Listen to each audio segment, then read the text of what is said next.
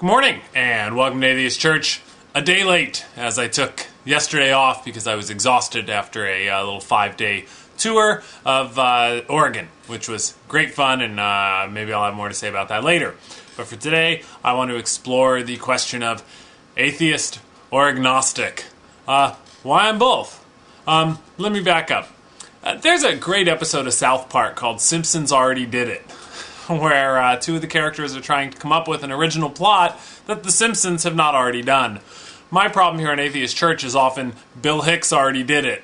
I've seen Bill Hicks live, which was awesome. I'm very lucky that I got to see him before he passed away. But I'm not super familiar with a lot of his material, and often I'll post something here and someone will go, Bill Hicks already said that. And I go, well, great. Then I must be thinking along good lines if I'm following in the footsteps of that man. And the other person who already did it is often Bertrand Russell. And when it comes to the question of atheist or agnostic, Bertrand Russell already did it about as efficiently and well as it can be done. So if you'll pardon me, I'm going to go ahead and read from Bertrand Russell here. There's a practical question which has often troubled me whenever I go into a foreign country or a prison or a similar place. They always ask me, what is my religion? I never know whether I should say agnostic or atheist. It's a very difficult question, and I dare say that some of you have been troubled by it. Indeed. As a philosopher, if I were speaking to a purely philosophical audience, I would say that I ought to describe myself as an agnostic because I do not think that there is a conclusive argument by which one can prove that there is not a God.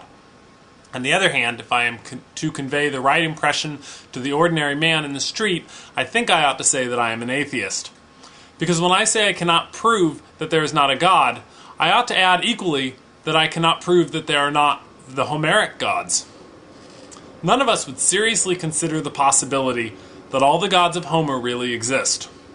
And yet if you were to set to work to give a logical demonstration that Zeus, Hera, Poseidon, and the rest of them did not exist, you would find it an awful job. You could not get such proof. Therefore, in regard to the Olympic gods, speaking to a purely philosophical audience, I would say that I am agnostic. But speaking popularly, I think that all of us would say in regard to those gods that we were atheists.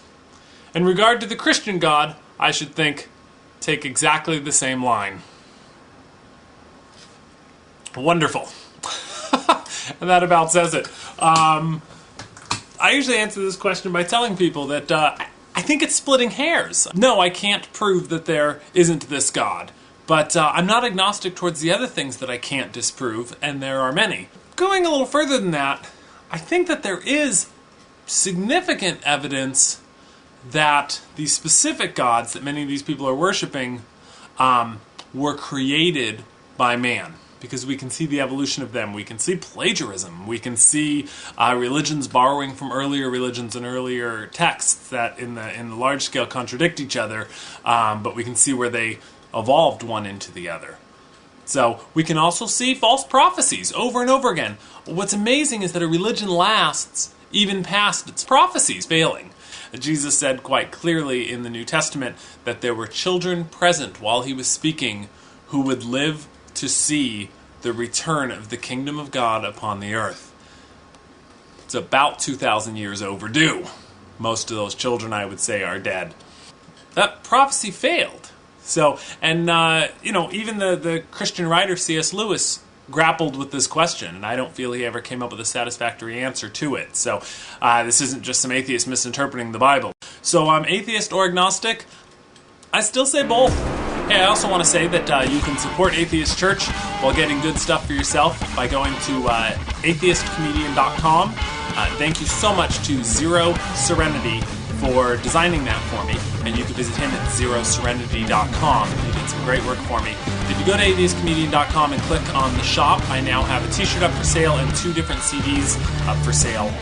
One of myself doing stand-up and one of a sketch comedy troupe that I was very proud to be a part of. That CD is called Funnier Than God, and it actually features a guest appearance by God on the CD, so it's good stuff. And it helps me out and helps keep this thing going. So please, go to atheistcomedian.com, take a look at the shop there, and I'll get more good stuff up there soon. And the t-shirts are really cool. I hope to read a lot of them. We'll see you next week.